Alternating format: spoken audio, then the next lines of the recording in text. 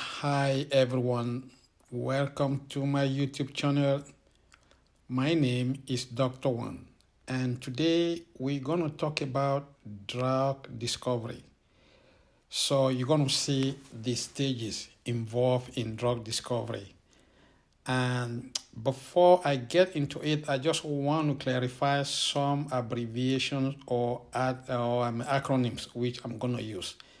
For instance, you will hear me talking about HIT, or at times I will pronounce it HEAT.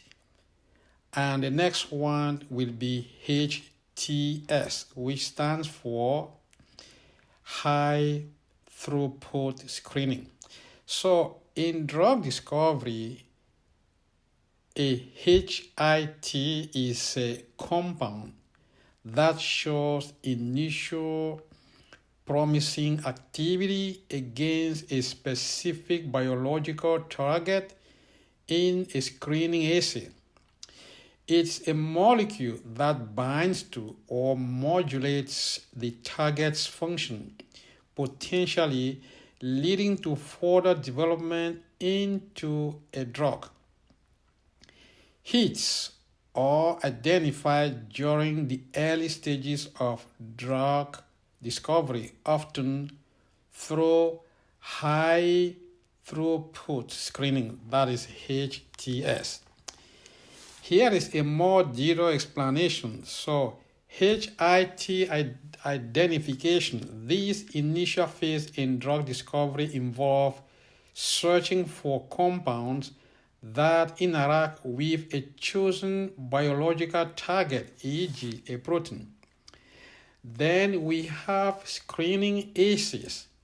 Scientists use various methods such as HTS or visual screening to test a large number of compounds that's in library, called a medicinal library or molecular library, against the target. Activity detection. The assays measure the compound's effect on the target, such as binding affinity or modulation of its activity. Hit confirmation. Compounds that show promising activity in the initial screen or retested to confirm their activity and roll out false positives. Not a drug. A hit is not yet a drug candidate. It is a starting point for further optimization and development. From hit to lead. Hits that demonstrate good activity and other desirable properties are then advanced to hit to lead phase, where they are further optimized to improve their drug-like characteristics. Importance of hit quality. The quality of hits identified in this initial stage can significantly impact the success of the entire drug discovery. Now, let's see now the stages involved when it comes to drug discovery. You will see on my thumbnail the title or the structure, how it looks like. You will see drug discovery in 5 steps. So you find step number 1, find the target, that is a disease-causing protein or gene. Step number 2, you find the hit, so millions of compounds, or say screening millions of compounds in this case. And then point number 3, refine the molecule, that is make it potent and safe. Point number 4, test in human, which is clinical trials, physics 1 to 3, which that one I have a video coming up for that one. And then point number 5, which is the last one, approve and monitor. So in this case, we talk about regulatory revision and post-marketing safety. That is what we call PV. So here, only 1 in about 5,000 compounds make it to patients. So it's a kind of challenging here. But when it does, it can change the world. So that's the thumbnail here. So let's get going. So like I said, from molecule to medicine, the journey of drug discovery, every pill, injection, or inhaler we see on the pharmacy shelves is the result of years, often decades, of scientific exploration. Drug discovery is just about finding a new chemical. It is about understanding biology, chemistry, patient needs, and the ethical responsibility to deliver safe, effective treatment. Here is a glimpse into the fascinating journey, what I was just saying before. So the first one is target identification. It starts with pinpointing the biological target, often a protein or a gene linked to a disease. In the industry, we call it Cortalis. Cortalis is a program or a mechanism where you tend to associate a molecule to a disease. I will talk about Cortalis at some point. Point number 2 is hit discovery and optimization. That is screening millions of compounds to find potential hits. And remember, the hit here is spelled HITS. That's plural for 1. Then refine them for potency and safety.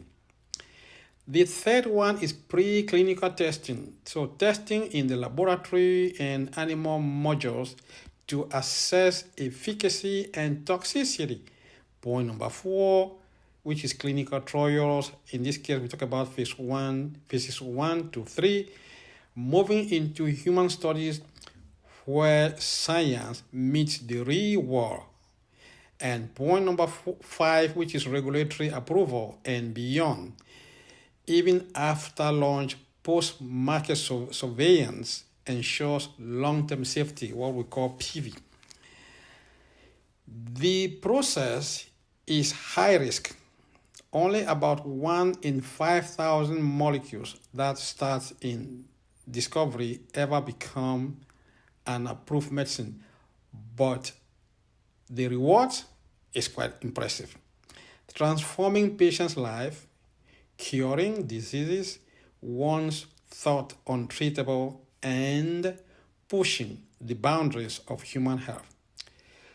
So this is just a summary, and I will find time to develop a video now, or call it an audio clip, which will explain the 5 steps which I just mentioned here. So listen to this several times. Those of you who have plans to go to the industry and work as clinicians, you need to know this at your fingertips, because in some job interview, they might ask you if you are going to work in the department for drug discovery. So that's it. I've reduced it to 5 major points, which you have to know them. So feel free to get back to me. If you don't understand anything, I'm here for that. I've been in the industry for so many years, so I know the intricacy involved. So feel free to send your questions to me, and I will be more than happy to answer you. Once more, my name is Dr. WAN. I'm currently serving as a drug safety officer, as part-time job, and that's kind of consultancy, to make it more precise.